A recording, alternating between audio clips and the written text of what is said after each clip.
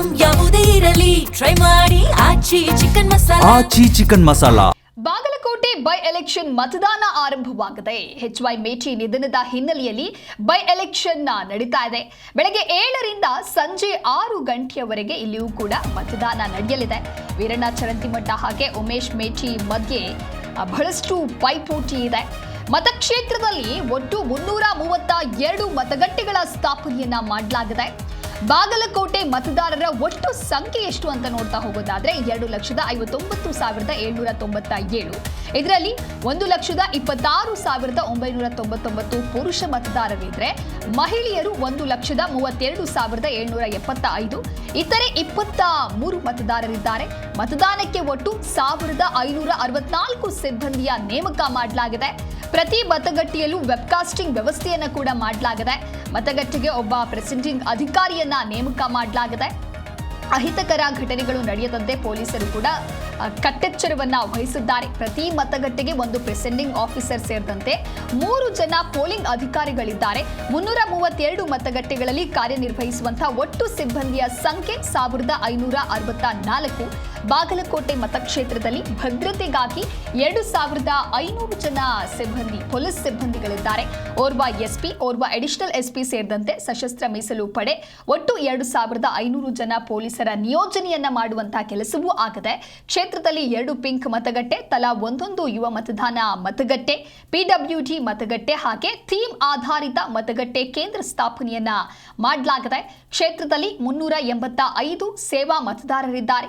170 ಅಂಚೆ ಮತದಾರರು ಹಾಗೆ 90 ಪಿಡಬ್ಲ್ಯೂಡಿ ಮತದಾರರಿದ್ದಾರೆ.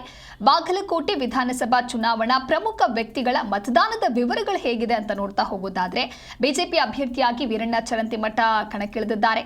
ಮತಗಟ್ಟೆ ಸಂಖ್ಯೆ ಬಂದು 166. ಇನ್ನು ಮತದಾನದ ಸಮಯ 9ರಿಂದ 10 ಗಂಟೆ. ಇನ್ನೊಂದು ಕಡೆ ಉಮೇಶ್ ಮೇಟಿ ಮತಗಟ್ಟೆ ಸಂಖ್ಯೆ ಬಂದು 39, ತಿಮ್ಮಾಪುರ ಗ್ರಾಮ. ಮತದಾನದ ಸಮಯ ಬಂದು ಇಲ್ಲಿಯೂ ಕೂಡ 9 ಗಂಟೆಗೆ ನಿಗದಿ ಮಾಡಲಾಗಿದೆ. ಹಾಗೆ ರಾಜ್ಯಸಭಾ ಸದಸ್ಯರಾದಂತಹ ನಾರಾಯಣ ಭಾಂಡೆಗೆ ಮತಗಟ್ಟೆ ಸಂಖ್ಯೆ ಬಂದು 167. ಇವರಿಗೆ ಮತದಾನದ ಸಮಯ ಬಂದು ಬೆಳಗ್ಗೆ 8 ಗಂಟೆ.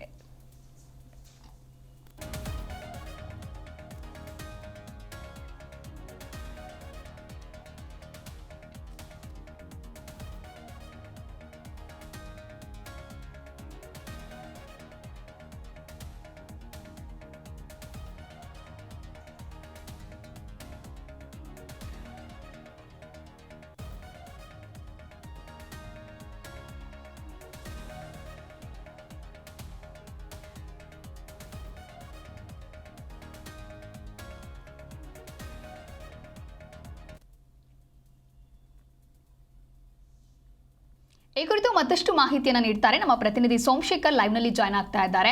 ಸೋಮಶೇಖರ್, ಬಾಗಲಕೋಟೆ ಬೈ ಎಲೆಕ್ಷನ್ ಮತದಾನ ಈಗ ಆರಂಭ ಆಗಿದೆ. ಸೊ ಟೋಟಲ್ ವೋಟರ್ಸ್ ಎಷ್ಟು ಜನ ಇದ್ದಾರೆ, ಯಾವ ರೀತಿಯಾದಂತಹ ವ್ಯವಸ್ಥೆಗಳನ್ನ ಮಾಡಲಾಗಿದೆ? ಸದ್ಯಕ್ಕೆ ಬಾಗಲಕೋಟೆ ವಿಧಾನಸಭಾ ಕ್ಷೇತ್ರ ವ್ಯಾಪ್ತಿಯ ಈ ಉಪಚುನಾವಣೆಯಲ್ಲಿ ಕಾಂಗ್ರೆಸ್ ಮತ್ತು ಬಿಜೆಪಿ ನಡುವೆ ತೀವ್ರ ಹಣಾಹಣಿ ಏರ್ಪಟ್ಟಿದ್ದು, ಮತದಾರ ಪ್ರಭು ಇಂದು ಈ ಅಭ್ಯರ್ಥಿಗಳ ಹಣೆ ಬರಹವನ್ನ ಬರಿತಾ ಇದ್ದು, ಬಾಗಲಕೋಟೆ ವಿಧಾನಸಭಾ ಕ್ಷೇತ್ರದಲ್ಲಿ ಒಟ್ಟು 2,51,797 ಜನ ಮತದಾನವನ್ನ ಮಾಡ್ತಾ ಇರುವಂತದ್ದು. ಅದರಲ್ಲೂ ಕೂಡ ಪುರುಷ ಮತದಾರರು 1,26,999 ಮತ್ತು ಮಹಿಳಾ ಮತದಾರರು 1,32,775 ಇದ್ದು, ಜೊತೆಗೆ ಇತರೆ 23 ಮತದಾರರನ್ನ ಸೇರಿ ಒಟ್ಟು 2,59,797 ಮತದಾರರು ಇವತ್ತು ಅಭ್ಯರ್ಥಿಗಳ ಹಣೆ ಬರಹವನ್ನ ಬರಿತಾ ಇದ್ದು, ಈಗಾಗಲೇ ಬಾಗಲಕೋಟೆಯ ವಿವಿಧ ಪ್ರದೇಶಗಳಲ್ಲಿ ಸ್ಥಾಪಿಸಲಾಗಿರುವಂತಹ ಮತಗಟ್ಟೆಗಳತ್ತ ಮತದಾರರು ಆಗಮಿಸ್ತಾ ಇರುವಂತದ್ದು.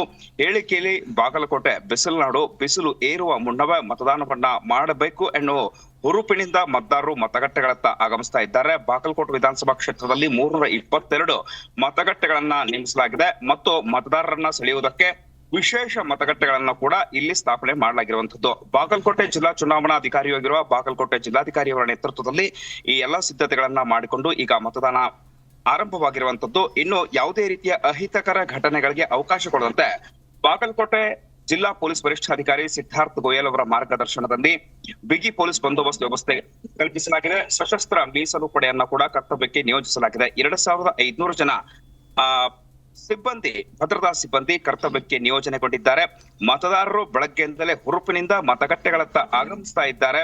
ಮತದಾನ ಆರಂಭವಾಗಿರುವುದರಿಂದ ಈಗ ಅಭ್ಯರ್ಥಿಗಳ ಎದೆಯಲ್ಲಿ ಕೂಡ ಢಬ ಢಬ ಶುರುವಾಗಿದೆ ಅಂತ ಹೇಳ್ಬೋದು. ಯಾಕಂದ್ರೆ ಕಳೆದ ಹಲವು ದಿನಗಳಿಂದ ತಮ್ಮದೇ ಆದ ಸ್ಟ್ರಾಟಜಿಯನ್ನ ಬಳಸಿ ರಣತಂತ್ರಗಳನ್ನ ಹೆಣೆದು ಅಭ್ಯರ್ಥಿಗಳು ತಮ್ಮ ಪರವಾಗಿ ಮತ ಚಲಾಯಿಸುವಂತೆ ಮತದಾರರಲ್ಲಿ ಕೇಳಿಕೊಂಡಿದ್ದಾರೆ. ಈಗ ಮತದಾರ ಪ್ರಭು ತನ್ನ ನಿರ್ಧಾರವನ್ನ ಮತಯಂತ್ರದಲ್ಲಿ ಭದ್ರಪಡಿಸ್ತಾ ಇದ್ದಾರೆ.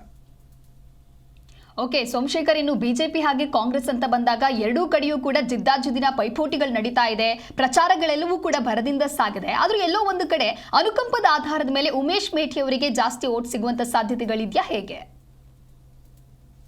ಸದ್ಯಕ್ಕೆ ಬಾಗಲಕೋಟೆ ವಿಧಾನಸಭಾ ಕ್ಷೇತ್ರ ವ್ಯಾಪ್ತಿಯಲ್ಲಿ ಅನುಕಂಪದ ಅಲೆ ಕಂಡು ಬಂದಿಲ್ಲ. ಕಾರಣ ದಿವಂಗತ ಶಾಸಕ HY ಮೇಟಿ ಅವರ ನಿಧನ ಇದು ಅಕಾಲಿಕವಾಗಿದ್ರು ಕೂಡ ವಯೋಸಹಜ ನಿಧನ ಅನ್ನೋ ಒಂದು ಗಾಳಿ ಇರೋದ್ರಿಂದ ಅನುಕಂಪದ ಅಲೆ ಕಡಿಮೆ ಪ್ರಮಾಣದಲ್ಲಿ ಕಾಣ್ತಾ ಇದೆ. ಹೀಗಾಗಿ ಈ ಅನುಕಂಪದ ಅಲೆ ಅನ್ನೋದಕ್ಕಿಂತ ಸರ್ಕಾರದ ವರ್ಚಸ್ಸು ಮತ್ತು ಇಡೀ ಸರ್ಕಾರವೇ ಬಂದು ಕೂತು ಇಲ್ಲಿ ಕಾಂಗ್ರೆಸ್ ಅಭ್ಯರ್ಥಿ ಉಮೇಶ್ ಮೇಟಿ ಪರವಾಗಿ ಕೆಲಸವನ್ನ ಮಾಡಿರುವಂತದ್ದು. ಅದೇ ರೀತಿ ಬಿಜೆಪಿ ಪರವಾಗಿ ಹಾಲಿ ಮಾಜಿ ಮತ್ತು ಕೇಂದ್ರ ಸಚಿವರಿಂದ ಹಿಡಿದುಕೊಂಡು ಮಾಜಿ ಸಿಎಂ ವರೆಗೂ ಎಲ್ಲರೂ ಸೇರ್ಕೊಂಡು ಅವರು ಕೂಡ ಘಟಾನುಘಟಿಗಳು ಕ್ಷೇತ್ರದಲ್ಲಿ ಬೀಡು ಬಿಟ್ಟು ತಮ್ಮ ತಮ್ಮ ಅಭ್ಯರ್ಥಿಗಳನ್ನ ಗೆಲ್ಲಿಸೋ ನಿಟ್ಟಿನಲ್ಲಿ ಪ್ರಚಾರವನ್ನ ಮಾಡಿರುವಂತದ್ದು. ಬಹಿರಂಗ ಸಭೆ, ರೋಡ್ ಶೋ, ಮನೆ ಮನೆ ಭೇಟಿ, ಈ ರೀತಿ ನಾನಾ ಕಸರತ್ತುಗಳನ್ನ ನಡೆಸಿದ್ದಾರೆ. ಇಲ್ಲಿ ಆಡಳಿತಾರೂಢ ಕಾಂಗ್ರೆಸ್ ಪಕ್ಷ ತನ್ನದೇ ಆದಂತಹ ಸ್ಟ್ರಾಟಜಿಯನ್ನ ಬಳಸಿಕೊಂಡಿರುವಂತದ್ದು. ಅದರಲ್ಲೂ ಕೂಡ ಚುನಾವಣಾ ಉಸ್ತುವಾರಿಯನ್ನು ಹೊತ್ತಂತಹ ಬೆಳಗಾವಿ ಜಿಲ್ಲೆಯ ರಾಜಕಾರಣಿ ಲೋಕೋಪಯೋಗಿ ಇಲಾಖೆ ಸಚಿವ ಸತೀಶ್ ಜಾರಕಿಹೊಳಿ ಅವರು ತಮ್ಮದೇ ಆದ ಒಂದು ಸ್ಟೈಲ್ ಅಲ್ಲಿ ವರ್ಕೌಟ್ ಅನ್ನ ಮಾಡಿ ಹೋಗಿದ್ದಾರೆ ಅಂತ ಹೇಳಲಾಗ್ತಾ ಇದೆ. ಆದ್ರೂ ಕೂಡ ಬಿಜೆಪಿಗರು ಕೂಡ ಟಕ್ಕರ್ ಕೊಡುವುದಕ್ಕೆ ತಮ್ಮದೇ ಆದಂತಹ ರೀತಿಯಲ್ಲಿ ರಣತಂತ್ರಗಳನ್ನ ಹೆಳೆದುಕೊಂಡು ಮತದಾರರನ್ನ ಸೆಳೆಯುವ ಪ್ರಯತ್ನವನ್ನ ಮಾಡಿದ್ದಾರೆ.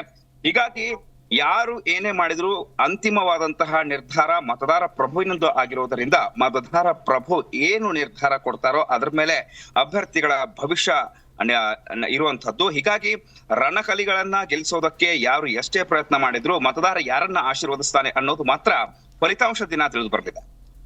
ಓಕೆ, ಇನ್ನೊಂದು ಕಡೆ ಸೋಮಶೇಖರ್, ಅಭ್ಯರ್ಥಿಗಳು ಮತದಾರರನ್ನ ಗಮನ ಸೆಳೆಯೋದಕ್ಕೆ ಯಾವೆಲ್ಲ ತಂತ್ರಗಳನ್ನ ಮಾಡಬೇಕು ಅದೆಲ್ಲವನ್ನ ಮಾಡಿದ್ದಾರೆ. ಹಾಗೆ ಯಾವುದೇ ರೀತಿಯ ಅಹಿತಕರ ಘಟನೆಗಳು ನಡಿಬಾರದಂತೆ ಜಿಲ್ಲಾಡಳಿತ ಯಾವ ರೀತಿಯಾದಂತ ವ್ಯವಸ್ಥೆಯನ್ನ ನಿನ್ನೆಯಿಂದಲೂ ಕೂಡ ಮಾಡ್ಕೊಂಡು ಬರ್ತಾ ಇದೆ.